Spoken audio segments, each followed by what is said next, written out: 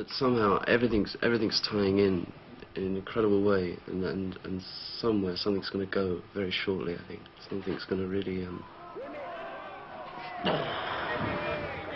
vous parle solidarité avec les étudiants et les ouvriers, et vous me parlez travelling et gros plans. Vous êtes pas de rien, Godard. Tout ce que je voudrais savoir.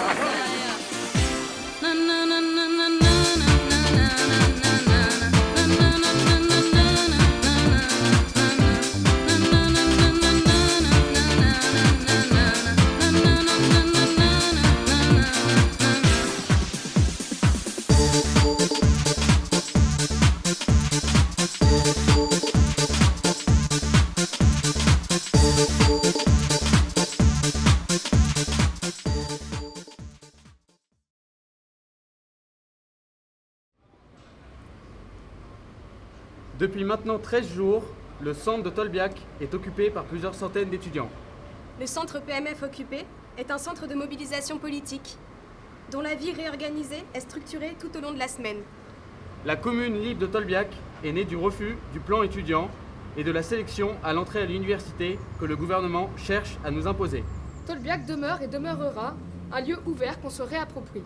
Nous nous battons pour une université ouverte à toutes et tous, libre et gratuite.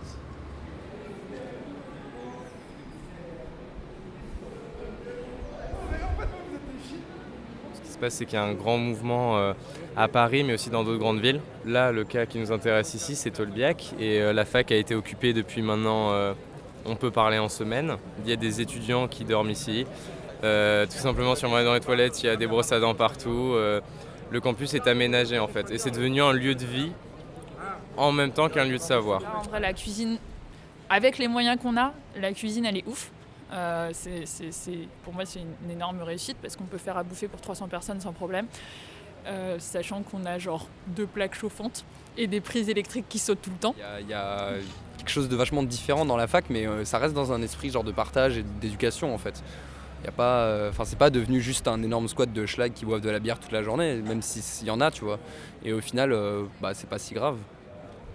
J'ai une copine qui dit tout le temps j'ai découvert que la vie collective c'était possible à la ZAD. Et moi j'ai découvert que la vie collective c'était possible à Tolbiac. On n'est pas vraiment autogestionnaire objectivement, mais on est en voie d'autogestion.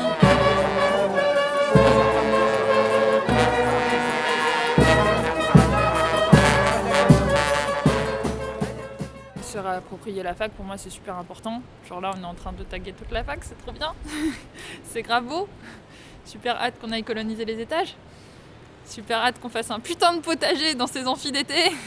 Enfin tu vois, avant c'était juste des tags un peu schlagués de partout. Et là genre il y a des gens qui sont en train de commencer à faire de l'art, genre vraiment. En fait les gens ont arrêté de juste poser leur blaze. Et en fait ça a un intérêt je trouve parce que c'est la marque d'appropriation de la fac. Et en fait que ils vont en chier pour nettoyer tout ça. Donc les gens ils vont les voir ces tags pendant un moment.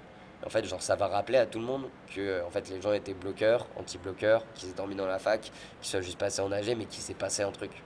Et même si on perd ce qui est en train de se passer, pourtant si on le perd c'est la merde. Mais ça sera en fait déjà une petite victoire parce qu'en fait ça montrera aux gens en mode oui, tu peux t'approprier la faculté.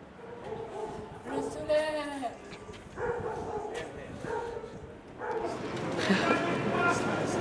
Tout le monde a des dégaines de poteaux là. Ouais.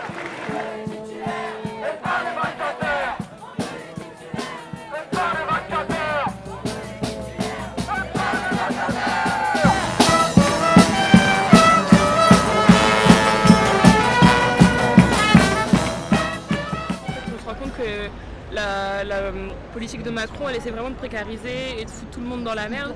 Et nous, par rapport à ça, je pense que c'est vraiment important d'être unis et de lutter tous et toutes ensemble parce que c'est quelque chose qui va tous nous toucher en fait. Nous en tant que jeunes, mais aussi en tant que travailleurs, en tant qu'exilés, etc. Du coup, sinon, on a aussi accueilli plusieurs fois des cheminots qui sont venus nous voir en commission de mobilisation ou en AG, etc. Il y a une lutte des cheminots qui est parallèle à la nôtre et ils sont venus nous soutenir et on leur renvoie ce soutien-là puisque à un moment quand on est victime de même politique néolibérale de M. Macron, la convergence des luttes est importante.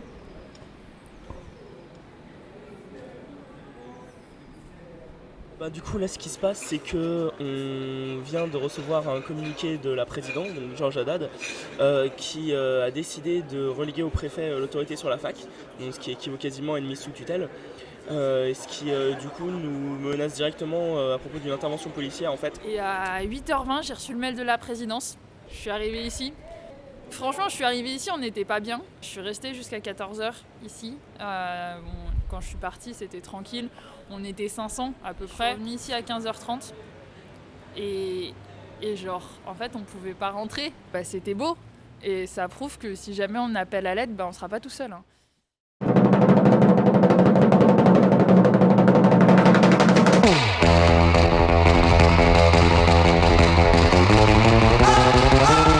Hier soir, à peu près quelque chose comme la 10e nuit d'occupation. Vers 23h, un groupe d'une vingtaine d'individus avec une banderole renforcée en carton et des fumigènes et des casques nous ont attaqués. Les mecs sont venus cagoulés et armés, c'est extrêmement grave parce que du coup c'est vraiment une milice qui vient déloger. Enfin, on a l'impression de retourner sous l'Italie fasciste où il y avait les chemises noires qui venaient casser les grèves et virer les gens des usines occupées, quoi. Aujourd'hui, 6 d'entre eux sont en garde à vue.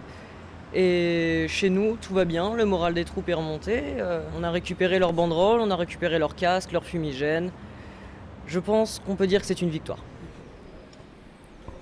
Qu'est-ce qu'on est serré au fond de cette boîte, chante les sardines entre l'huile et les aromates.